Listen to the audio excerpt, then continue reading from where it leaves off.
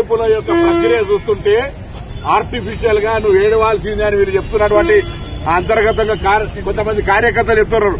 అమ్మ నువ్వు ప్రతి డ్యాన్స్ మీద ఏడవాలని ఆమె చెప్తుంటే కృత్రిమ ఏడుపు అనేటువంటిది మంచిది కాదు. ఆ సోదరి పట్ల మాకు సానుభూతి ఉన్నా, రాజకీయాలు సానుభూతి వేరు.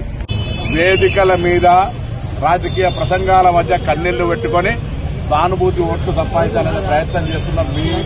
ఇంకా కన్నీళ్లు పెట్టుకుని ఒకరు ఓదార్తుంటే ఒక ఈ డ్రామా అంతా కూడా సినిమాలో చూసినట్టు అనిపిస్తా ఉంది.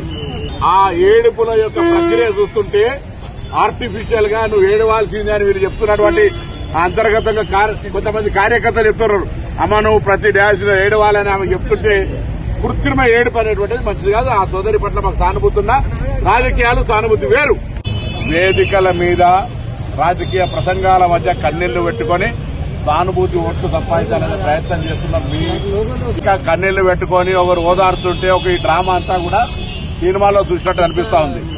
మరి గోపీనాథ్ గారి సతీమణి మాగంటి సునీత గోపీనాథ్ గెలవాలి, ఒక ఆడబిడ్డను ఆశీర్వదించాలి అని చెప్పి మీరందరూ కూడా ఇవాళ బీజేపీకి రాజీనామా చేసి కాంగ్రెస్లో చేరారు. సరే, జూబ్లీ హిల్స్ ప్రజల ఆశీర్వాదంతో 5 ఏళ్ల కోసం గోపీనాథ్ గెలిచారు. దురదృష్టవశాత్తు విధి వక్రీకరించి ఏడాది అర్థంలోనే చనిపోయింది. సరే, ఆ కుటుంబాన్ని నిలబెట్టాలి. పాపం 2 ఆడపిల్లలు ఉన్నారు, పెళ్లి కాని పిల్లలు. గోపీనాథ్కి 2 ఆడపిల్లలు ఉన్నారు. కొడుకు కూడా చిన్నోడు, ఇంకా వాడు కాలేజీకి కూడా పోలేదు. చాలా చిన్న పిల్లలు ఉన్నారు. మరి 3 సార్లు జూబ్లీ హిల్స్ ఎమ్మెల్యేగా ఎంతో మంచి పనులు గోపీనాథ్ గారు చేశారు. సో దురదృష్టవశాత్తు గోపీ గారు చనిపోతే ఆ కుటుంబానికి అండగా ఉండాలని బీఆర్ఎస్ పార్టీ వారి సతీమణికి టికెట్ ఇచ్చారు. మరి ఈరోజు ఈ కాంగ్రెస్ నాయకులు ఏం మాట్లాడుతున్నారో మీరందరూ కూడా టీవీలో చూశారు. 2 నెలలు కాలేదు భర్తను కోల్పోయి, ఎంత బాధ ఉంటుంది. పిల్లల పెళ్ళిళ్ళు కాక, పిల్లవాడు చేతికి రాక, అకస్మాత్తుగా సడన్గా భర్తను కోల్పోయిన భార్యకు ఎంత దుఃఖం ఉంటుందో మనకు తెలియదా? ఆ ప్లేస్లో ఎవరమున్నా ఎంత బాధపడతాం. అయితే పిల్లలు పెద్దగా అయినరు, పెళ్ళిళ్ళు అయినాయి, జర మగపిల్లగాడు చేతికి వచ్చిందంటే వేరు.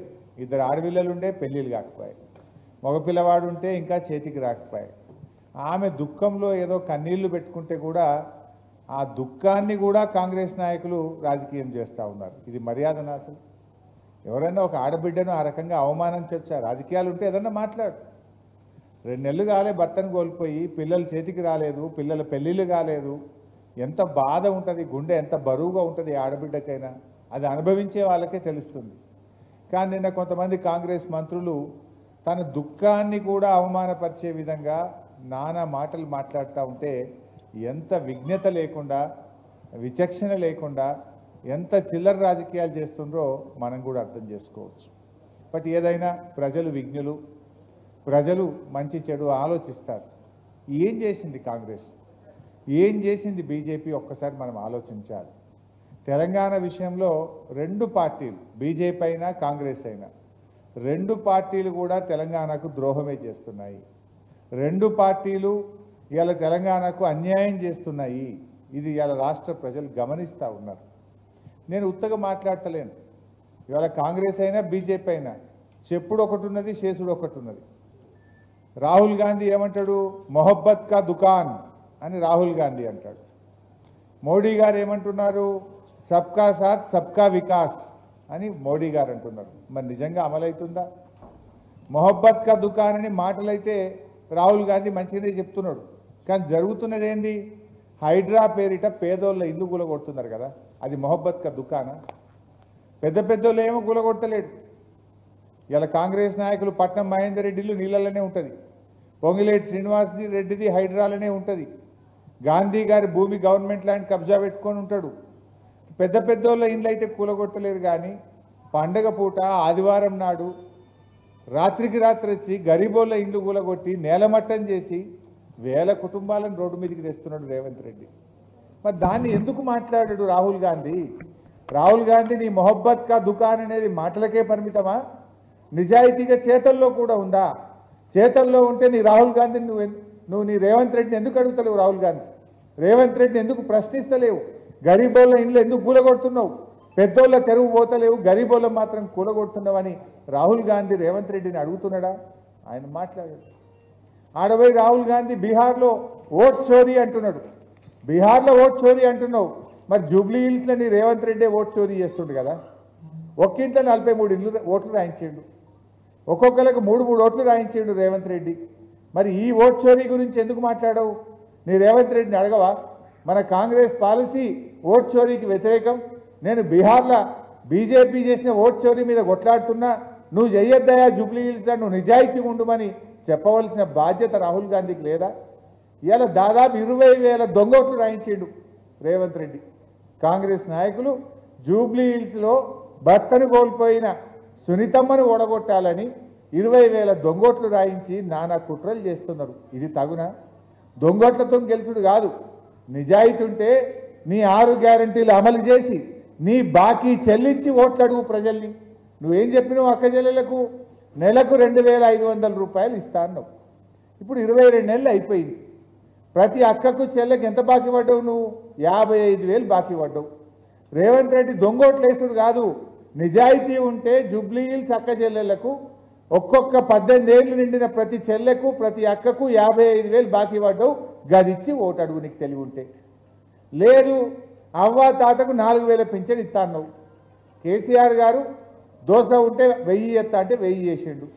మళ్ళా గెలిస్తే 1000 2,000 చేస్తా అన్నాడు, బరాబర్ 2,000 చేసిండు. నువ్వేమన్నావు? నేను 4,000 ఇస్తా అన్నావు. ఇంకా 4,000 ఇచ్చి మాట్లాడు. ఇచ్చిండా? ఇయ్యలేదు కదా. మరి ఈరోజు మీరు ఆలోచించండి. ఇవాళ కేసీఆర్ గారేమో మాట అంటే మాట మీద ఉన్నాడు. 22 నెలలు అయింది కదా, 22 నెలలు ఇంటూ 2,000 అంటే ఒక్కొక్క అవ్వకు తాతకు భర్త చచ్చిపోయిన చెల్లెలకు 44,000 బాకీ పడ్డాడు రేవంత్ రెడ్డి. రేవంత్ రెడ్డి నీకు నిజాయితీ ఉంటే ముసలోళ్ళకు 44,000 ఇచ్చినాక ఓటు అడుగు జూబ్లీ హిల్స్లో. ఈ దొంగ ఓట్లు ఎందుకయ్యా నీకు? చెప్పిన పని చేయి. నేను కొత్తది అడుగుతలేను, గొంతమ్మ కోరిక అడుగుతలేను. ఎలక్షన్లో కూడా బాండ్ పేపర్ వంచినావు. నేను గద్దె మీద కూర్చుంటే 4,000 పింఛన్ ఇస్తా అన్నావు. 2 ఏళ్ళు అయింది, ఇంకెప్పుడు ఇస్తావు అని అడుగుతున్నా. నువ్వు చేసింది ఏమున్నది? హైడ్రా పేరు మీద పేదోళ్ళ ఇల్లు కూల్చుడు. కేసీఆర్ ఉండగా బస్తీ దవాఖానలు పెట్టి మంచిగా వైద్యం చేయించిండు. బస్తీకి దవాఖాన పెట్టినామా లేదా? 350 దవాఖానలు పెట్టినాం.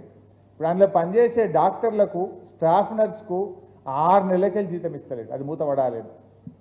మందులు లేవు, 108 రకాల మందులు మేము పెడితే ఇప్పుడు 20-30 రకాల మందులు కూడా లేవు. ఎర్రగోలి పచ్చగోలి అంతే, అన్ని మందులు బంద్ పెట్టిండు. బస్తీ దవాఖానలు నాగం చేసిండు. డెలివరీకి పోతే కొండాపూర్లో కేసీఆర్ కిట్ ఇచ్చి తల్లిని బిడ్డను రూపాయి ఖర్చు లేకుండా ఆటో కిరాయి లేకుండా ఇంటికాడ దించినాం. అది బంద్ పెట్టిండు. న్యూట్రిషన్ కిట్ బంద్ పెట్టిండు. బతుకమ్మ చీరలు బంద్ పెట్టిండు. పిల్లల స్కాలర్షిప్లు బంద్ పెట్టిండు. దళిత బంధు బంద్ పెట్టిండు. బీసీ బంధు బంద్ పెట్టిండు. మైనార్టీది బంద్ పెట్టిండు. అన్ని పథకాలు కోత పెట్టుడు తప్ప కొత్తగా ఇచ్చింది ఏమున్నది? కేసీఆర్ 20,000 లీటర్ల దాకా నీళ్లు ఫ్రీగా ఇచ్చిండు. ఇప్పుడు వాళ్ళకి బిల్లులు పంపుడు మోపు చేసిండు. బిల్లులు పంపి నల్ల బిల్లులు పాతవి కట్టురు అని పెద్ద పెద్ద కాయిదాలు వంచుతుండు. ఇంతకుముందు 3 వద్దులకు ఒకసారి నల్లా వచ్చు. బీఆర్ఎస్ వచ్చినాక కేసీఆర్ వచ్చినాక మంచిగా పెద్ద పెద్ద ట్యాంకులు కట్టి ప్రతిరోజు నల్ల నీళ్ళు వచ్చేటట్టు చేసిండు హైదరాబాద్లో. గరీబ్ వాళ్ళకి ఫ్రీగా నీళ్ళు ఇచ్చిండు మన కేసీఆర్. రేవంత్ రెడ్డి రాగానే అంత కింది మీద అయిపోయింది. కుళ్ళు నీళ్ళు వస్తున్నాయి, నల్ల బిల్లులు మోపోయినాయి. పరేషాన్ చేస్తుండు. మళ్ళీ ఇది అర్థమైతలేదా మనకు? అంత మోసం దగా చేసిండు.